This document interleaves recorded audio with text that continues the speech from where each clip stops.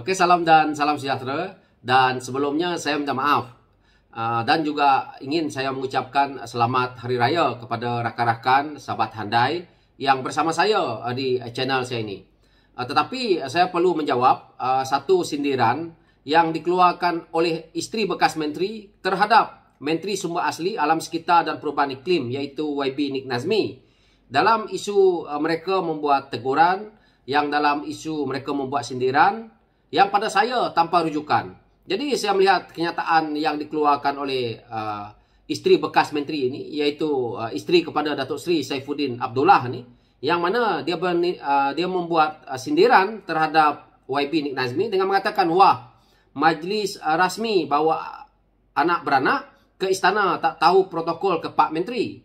Jadi dalam isu ini saya lihat YB Nik Nazmi telah pun membalas kenyataan itu, yang mana Nik Nazmi telah pun menulis bahawa jemputan itu untuk ke istana yang perlu dibawa adalah isteri, anak dan cucu.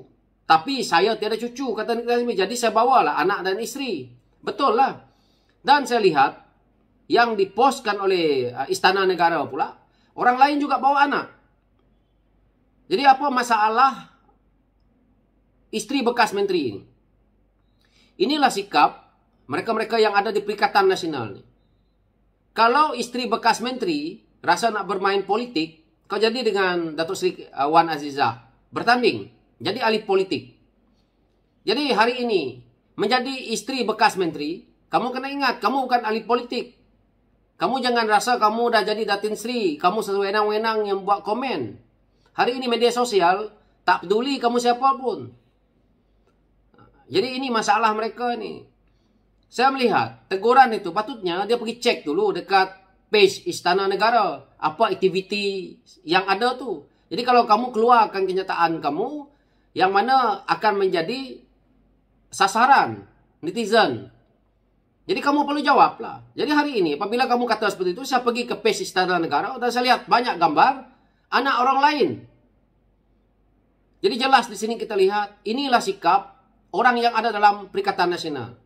Suami dia sendiri patutnya dia malu. Suami dia tu kaki lompat.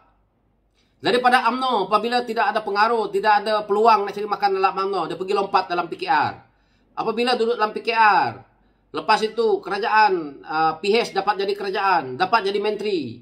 Setelah itu Tan Sri Muhyiddin Yassin, hari ini bersama lagi. Lepas itu yang terakhir, PN kalah, engkau duduklah diam-diam. Itulah dia Saifuddin Abdullah tu. Jadi tak ada yang nak dibanggakan dengan suami dia. Suami dia adalah ahli politik yang mencari kepentingan politik untuk diri sendiri. Tak payah nak ceritalah. Saya pun tahu banyak cerita tentang suami dia ni. Saya orang PKR kan. Jadi saya tidak nak lah dalam mood raya ni nak hentam lebih-lebih. Tetapi tak perlulah. Kalau setakat isteri bekas menteri lah, kau duduk diam-diam dekat rumah lah. Ini kalau orang bekerja dengan dia ni, dia seperti queen lah ni. Dia yang lebih kuat. Inilah sikap yang ada dalam Perikatan Nasional tu. Kalau isteri pemimpin dalam partinya pun boleh mengeluarkan fitnah seperti ini, maka bagaimana hari-hari lain? Ini baru raya kedua dah keluarkan fitnah yang mana tidak merujuk kepada mana-mana, terus keluar kenyataan. Sesedap mulut je. Ini isunya. Dia nak jawab lah ini. Kalau saya malu lah. Ini sedap aja dia bagi teguran kepada Nik Nazmi dengan mengatakan bahawa, wah, majlis rasmi bawa anak beranak tak tahu protokol. Ingat, Nik Nazmi itu tak tahu protokol ke? Dia di antara pemimpin kanan PKR juga. Bukannya 2 hari Nik Nazmi itu bertanding. Bukannya 2 hari Nik Nazmi itu bersama dengan Perdana Menteri. Sebab itu jadi menteri penuh.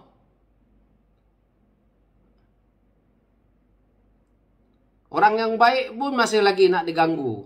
Sengaja aja membuat sasaran kepada Menteri Sumber Asli, Alam Sekitar dan Perubahan Iklim. Kecewa lah tu.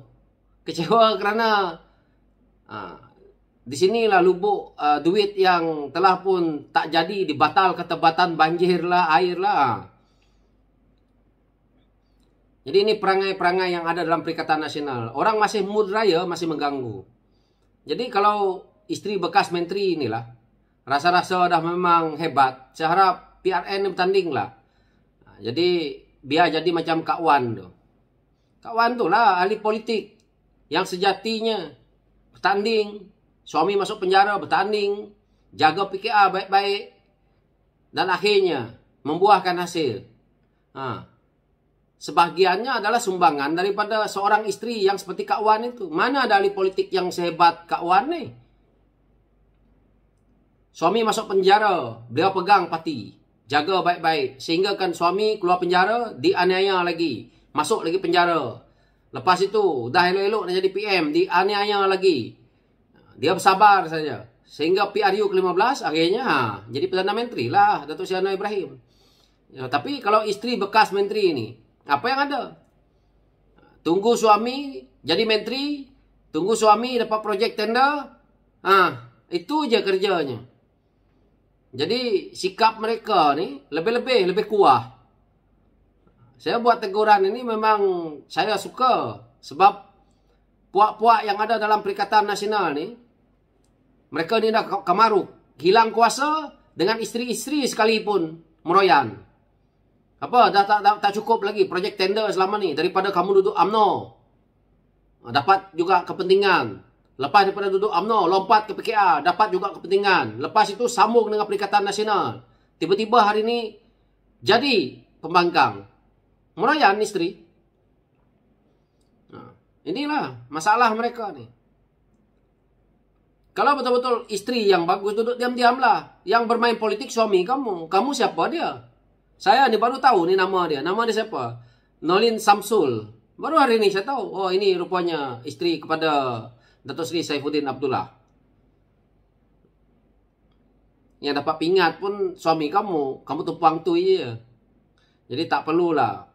Saya harap isteri-isteri kepada pemimpin ni, kalau kamu tak ahli politik, tak payahlah sibuk nak masuk buat kenyataan-kenyataan dalam media sosial. Kamu buatlah media sosial, memasak di rumah ke, pergi mancing ke, pergi gali lubang kubur ke, lebih baik. Daripada kamu menyibuk dengan politik negara ni. Kalau kamu ahli politik tak apa, bertanding sekali. Saya harap ni isteri kepada bekas menteri ni tanding ni nanti di PRN ni.